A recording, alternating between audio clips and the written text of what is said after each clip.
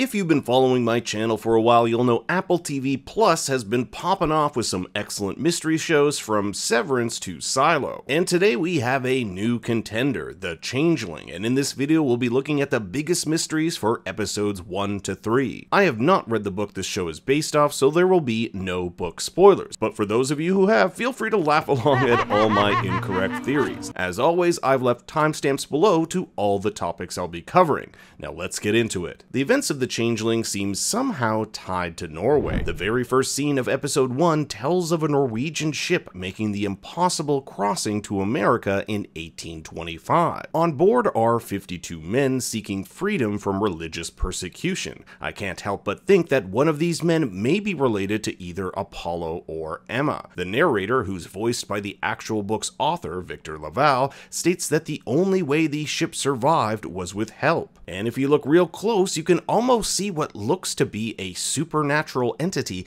guiding the ship through these troubled waters. This same supernatural entity can also be seen approaching Manhattan at the end of episode 2. There's also the mention of a Norwegian photographer that Emma had a fling with while traveling to South America. Michelle, Emma's friend, mentions to Apollo that this photographer has a nude photograph of her and it was sold to a gallery owner who continues to display it to this day. I wouldn't be surprised if Apollo goes searching for this photographer, and if he happens to live in New York. After all, Manhattan is a mecca for art galleries. We also have Father Hagen, Hagen being a surname of Norwegian and Dutch origin. Emma wants to get her child Brian baptized by him, and Apollo will attend these support groups where Hagen is in attendance. I'm not exactly sure what the Norway connection is as of yet, but there are far too many connections for this to be a coincidence. In episode 1, we learn that Apollo is named after Apollo Creed from the movie Rocky. In Roman and Greek mythology, Apollo is a god, something Apollo himself often refers to himself as.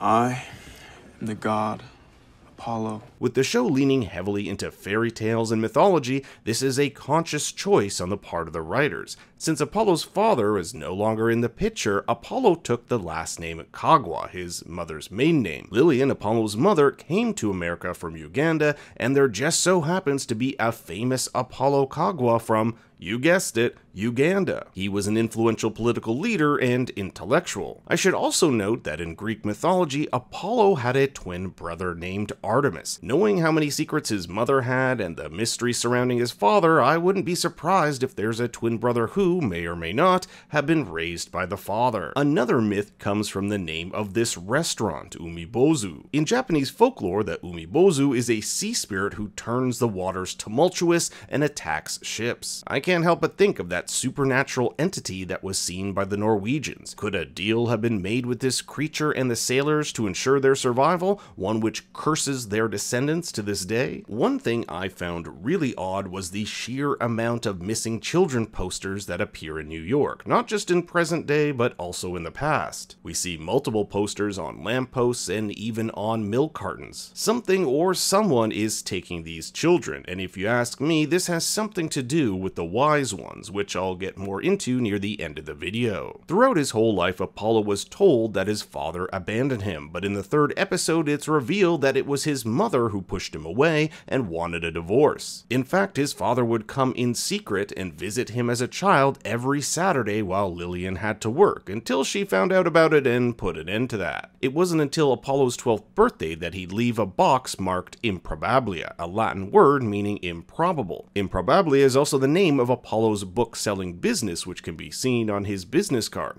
and honestly, his job is very improbable. Imagine finding a postcard written by the infamous occultist Aleister Crowley, then a few months later a signed copy of To Kill a Mockingbird with a personal message to Truman Capote. This is truly improbable. But let's examine the contents of this box and see if there are any clues. First, we have a photo of Lillian, kinda looks like a modeling picture, perhaps taken while she was working at the modeling agency. And this piece of paper is really hard to make out, but it could be a marriage certificate.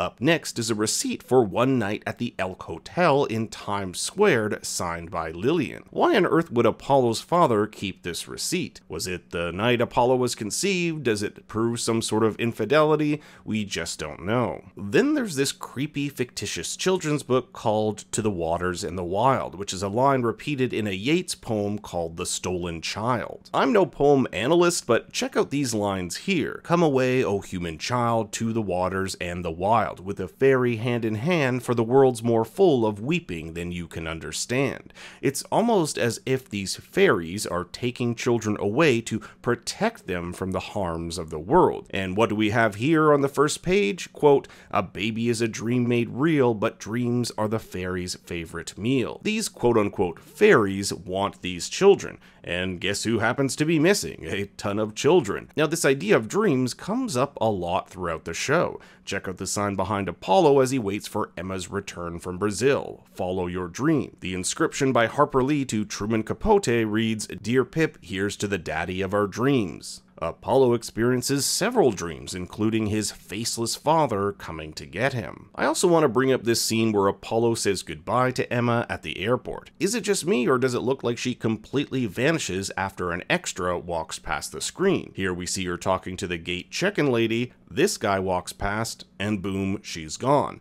Now look at Apollo's reaction. It's almost like, where did she go? It was at this point that I need to take everything we see from Apollo's perspective with a grain of salt. He may not be a reliable narrator. Am I going too far here? Let me know what you think about this in the comments below. And while you're at it, if you're enjoying this video and want to see me cover the rest of the season, be sure to like and subscribe. While visiting South America, Emma found a lagoon the locals warned her not to visit. There we find an elderly woman credited simply as the old washerwoman, but she definitely gives off witch vibes. Her look is also very interesting, encompassing both white and black features. One eye is blue and the other black. Her hair is blonde, but her skin is black. The show deals a lot with interracial marriage and what it means to be biracial, and I couldn't help but think that this was a conscious decision. Without having met Emma, this woman somehow knows her name and decides to grant her 3 wishes. These wishes will come true when the red strand tied around her wrist breaks. Maybe coincidental, but the bookstore Apollo visits in episode 2 is called Strand, and its color is red. It's also Apollo who ends up cutting the strand, and these wishes seemingly come true. We know from Emma's friend that 2 of these wishes do come true. 1, to find a good husband, and 2, to have a healthy child. But we never find out what this 3rd wish is. All we know is that it has something to do with the look she gave into the camera while posing for her nude photo,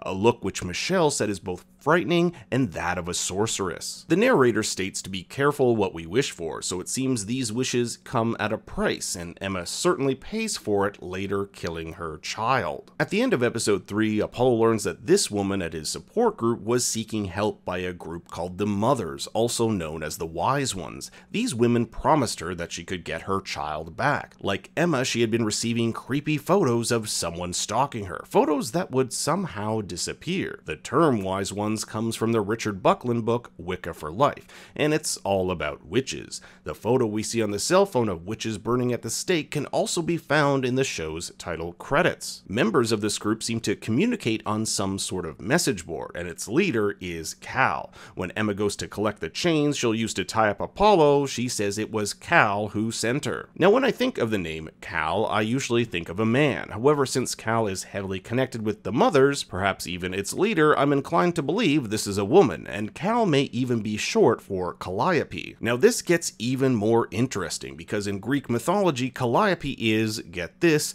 the mother of Apollo. Does this mean Lillian is this leader? It could be. She never really liked Emma, telling her that her breasts were, quote, wrong, and didn't like how Emma was raising Brian out of the Christian faith. We also know that Lillian has been keeping secrets, so I think there's a whole lot more backstory here that we haven't dug into. The creepy photos are another odd mystery found in the Changeling. At first I thought these were all in Emma's head, but when it's revealed that another woman got them and she was able to print one gone off before it got deleted and kind of put that theory to rest. It's clear whoever is taking these photos wants those children, and as of now, the only real entity that we know who wants these kids are fairies. If the show has witches in it, then why not fairies too? Could we be in some sort of conflict between witches and fairies? And are the witches bad, or could they actually be good? As Emma delves further into her mania, she becomes increasingly distant from her husband and child, eventually calling her son not hers and the devil. There's even this homeless guy who yells at her saying, quote, "It's not a baby."